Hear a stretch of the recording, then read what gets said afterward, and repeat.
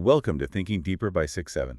Today, we are stepping directly into the ring for what is, it's the heavyweight championship of intellectual history. That is so right. We're talking about the ultimate clash of worldviews. Yeah. In one corner, you've got the argument for the existence of God, armed with intuition, common sense, and the absolute conviction that the universe has a big banger. And then in the other corner, you have the atheist worldview, armed with scientific skepticism, a demand for, hard data, and just a total refusal to accept magic as an explanation for what we don't know. It's a battle between, I feel this must be true, and show me the evidence. And to guide us through this minefield, we're looking at a really fascinating breakdown by the YouTube channel Genetically Modified Skeptic, hosted by a guy named Drew. Yeah. He takes a deep dive into a specific Christian apologetics course called Atheism Bumping into Reality by Greg Koukl. And what's so great about this source is the format. It's not just two people yelling at each other on social media. You've got a structured course designed to teach Christians how to dismantle atheism, and then you have an actual atheist, Drew, dissecting those tactics in real time. It's like a meta-analysis of the whole debate. Exactly. And our mission today isn't to declare a winner. We are not here to tell you God exists or God is a myth. Nope. We're here to unpack the machinery of the arguments. Right. We want to see how Koukl presents the cosmological, the moral, and the existential arguments, and then exactly how a modern skeptic like Drew just deconstructs them. It's a masterclass in logical fallacies, rhetorical strategy, and just the very, very different ways these two groups process reality. So let's get right into it. Section 1 is what I'm calling the battle for the dictionary. Koukl starts his course with a premise that raises the stakes immediately. He says the question, does God exist, is the single most decisive question in a human life. He calls it an irrevocable course. It's a powerful hook, and for an apologist, it makes a lot of sense. If there is a God, then every single moment of your life has a totally different context. But Drew, our skeptic, he kind of pumps the brakes right at the start. He does? He argues that even if you prove a God exists, it doesn't actually tell you very much. How so? If you prove God exists, isn't that game over? Well, not necessarily. See, Drew points out that Koukl is kind of smuggling in the Christian God. Oh, I see. But proving a first cause or some kind of designer doesn't automatically get you to the God of the Bible. It could be a deist clockmaker who just started the Big Bang and then, went on vacation. Or a simulation programmer. Right. Drew's point is that Koukl is assuming the specific nature of God before he's even proved the general concept. That's a crucial distinction. But the real friction, I think, comes when they try to define atheism. Koukl's super specific here. He defines atheism as the belief that there is no God. He insists they are making a positive claim, which is a classic strategic move in a debate. Right. It's all about the burden of proof. Totally. If I say, there's a dragon in my garage, I have to prove it. If you say, I don't believe you, well, you don't have to prove anything. But if Koukl can frame atheism as the claim, there is definitely no dragon, then suddenly the atheist has to prove a negative, which is almost impossible. and Drew just was not having it. Not at all. Drew says this is a self-serving definition. It's designed to make the apologist's job easier. He prefers the agnostic atheism definition, which is simply a lack of belief. It's the difference between saying, I know for a fact there is no God, and just saying, I haven't seen enough evidence to be convinced. Yeah. I really like Drew's pushback here. He says you can't just define someone else's position into existence just to win an argument. Exactly. If an atheist tells you, I just lack belief, you have to engage with that. You can't just pull out a dictionary and say, well, actually, according to my PowerPoint slide, you believe X, Y, and Z. It's about intellectual honesty, really. It is. But Koukl tells his students they have a kind of secret weapon. He says Christians have a powerful ally, reality itself. Reality is on our side. That's some confidence. It's the premise of the entire course. Yeah. He genuinely believes that if you look at the world, these bumps of reality, they all point directly to Christianity and they contradict the atheist worldview. Okay, so let's look at the first bump. Koukl calls it the bump of stuff. I love that title. True. It's basically the cosmological argument. Why is there something rather than nothing? Well, the classic. Koukl's argument is pretty straightforward. The universe had a beginning, the Big Bang. Okay. Since it had a beginning, it must have a cause. It was either caused by something or nothing. Since nothing can't do anything, it must have been a something, a powerful, personal something. In other words, God. God. He's setting up a binary choice. And to drive this point home, Kukul tells the story about a dinner party. Did you catch the knock on the door story? Yes. Okay, so Kokel's at dinner with an atheist who is, denying that the universe needs a cause. Then all of a sudden, someone knocks on the front door. And the atheist looks up and asks, who is that? And Kukel just jumps on it. He says, aha, see? A knock doesn't knock itself. It's a very intuitive story. It really appeals to our common sense. We see an effect a knock and we just immediately assume a cause a person. So Kukel's arguing the universe is just a really, really big knock. But Drew thinks this analogy just completely falls apart. Oh, yeah. He calls it a category error. See, we've observed people knocking on doors millions of times. We know how doors work. We know how people work. But our sample size for universes is 1. Exactly. We have never, ever observed a universe being created, so you can't just apply the rules of a dinner party to the origins of space-time itself. Right. Drew says our common sense intuition evolved to help us survive on the savannah, not to, understand quantum singularities. Or the state of reality before time even existed. Drew also flagged a straw man alert here. He says Kuklam implies that atheists believe everything came from nothing. Right. Drew says basically no atheist believes that. It's a caricature. Most atheists, and frankly most physicists, just say, I don't know. And I don't know is such a hard answer for people to accept. We hate that vacuum of not knowing. We really do. But scientifically, it's often the most accurate answer we have. Drew notes that physicists don't even universally agree that the universe had an absolute beginning in the way Kukul describes it. There are other models. There are models where the cosmos is eternal or cyclical. So jumping from the Big Bang happened to a magic man did it is what Drew calls a non sequitur. It just doesn't follow logically. So on one side, you have common sense says every effect has a cause. Yeah. And on the other, the universe is way too complex for common sense analogies. Precisely. And that brings us to the second bump, the bump of bad. The moral argument. This is where it gets emotional. Kukul brings up the problem of evil, but he kind of flips it. He says, hey, you atheists complain about evil in the world, but if there is no God, what even is evil? He's trying to trap the atheist in the objective morality dilemma.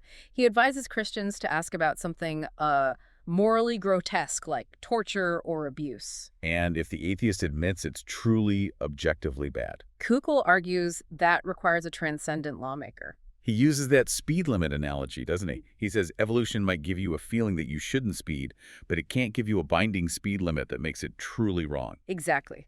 Without a lawmaker, morality is just a flavor preference, like preferring vanilla over chocolate. If we're just evolved animals, why is murder actually wrong and not just, unpleasant? But Drew argues that Kukul is completely misunderstanding the skeptic's position on the problem of evil. And this is a really important distinction Drew makes. He explains that when an atheist brings up the problem of evil, asking, why is there so much suffering if God is good, they are doing an internal critique. Okay, unpack that for us. An internal critique is when you step inside your opponent's worldview for a moment and you say, hey, according to your rules, this doesn't make any sense. I see.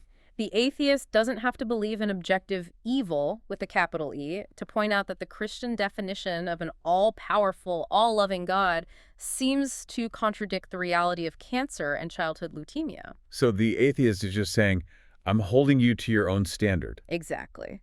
But Drew goes further. He offers a naturalistic explanation for why we feel things are bad. He calls it evolutionary sociology. Which sounds fancy, but it's actually pretty grounded. It is. I mean, humans are a social species. We're pack animals. We survive because we learn to cooperate. So traits like empathy and fairness We're selected for by evolution because they help the group survive. We bump into bad things because we are hardwired to value human well-being. So we don't need a cosmic speed limit to know murder is bad.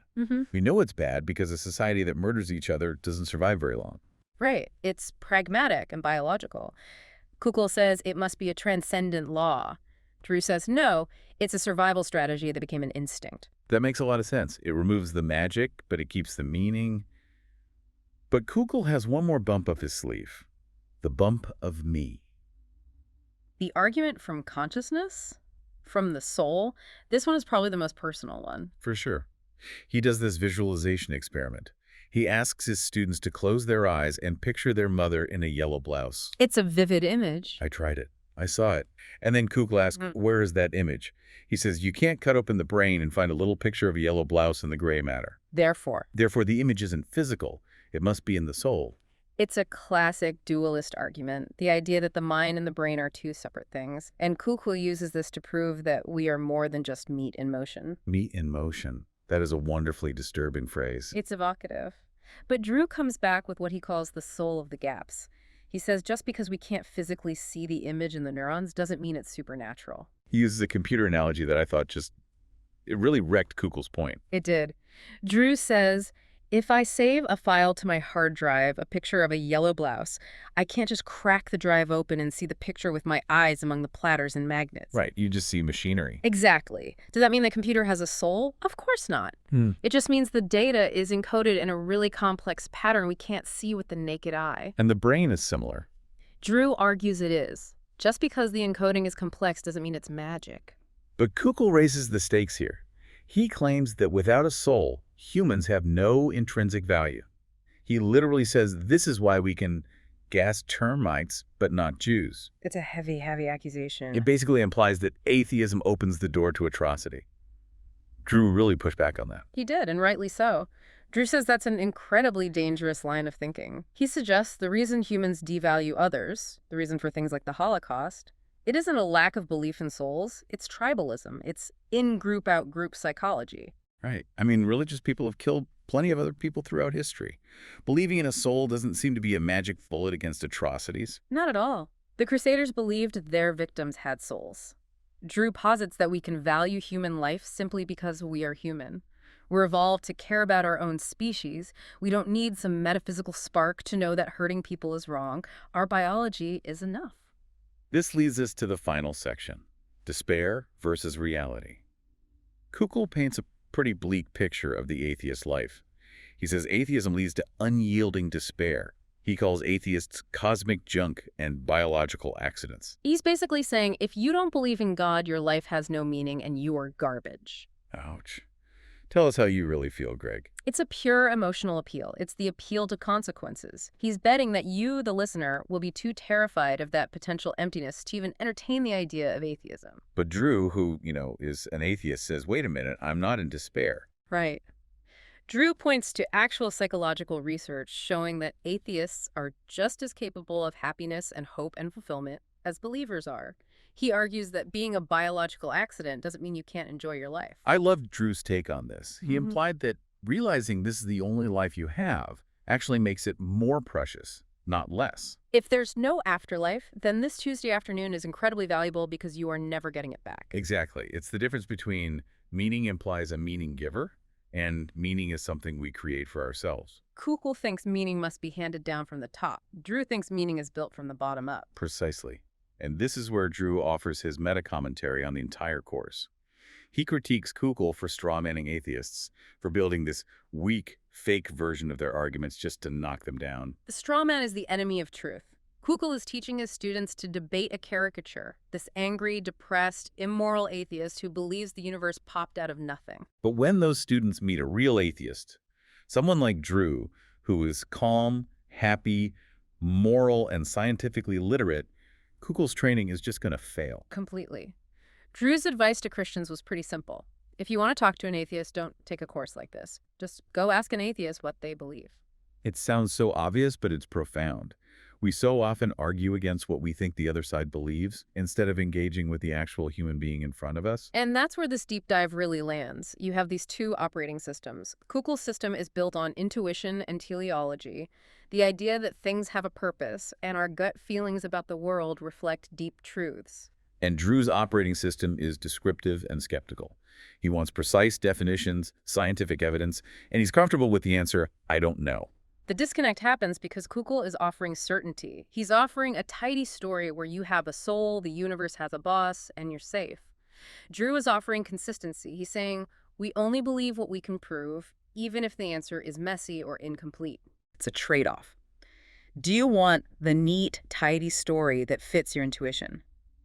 Or do you want the raw data, even if it leaves some really uncomfortable gaps? And that's the challenge for you, the listener. When you hear an argument that confirms what you already believe, like Kukl's course does for Christians, do you just cheer? Or do you stop and ask, is this actually what the other side thinks? That's the hard work of thinking deeper. It's easy to beat a straw man. It is hard to wrestle with a steel man. Absolutely. I want to leave everyone with a final thought to chew on. Let's go back to that mother in the yellow blouse. Kukl says because we can't explain consciousness physically, it must be a soul. The god of the gaps. Right. But think about this. A few hundred years ago, we couldn't explain lightning physically, so we said it was Zeus throwing bolts. We couldn't explain disease, so we said it was demons. And now we know it's electricity and bacteria. The gap where we put magic just keeps getting smaller and smaller. Exactly. So here's the question. If we can't explain consciousness yet, is it more logical to invent a soul to fill that gap? Or is it more logical to simply say, we don't know yet? Does the mystery prove the magic, or does it just prove we have more to learn? That's the question that keeps the debate alive. Thanks for diving in with us. Deep questioning. This has been Thinking Deeper by 6-7. We'll see you next time.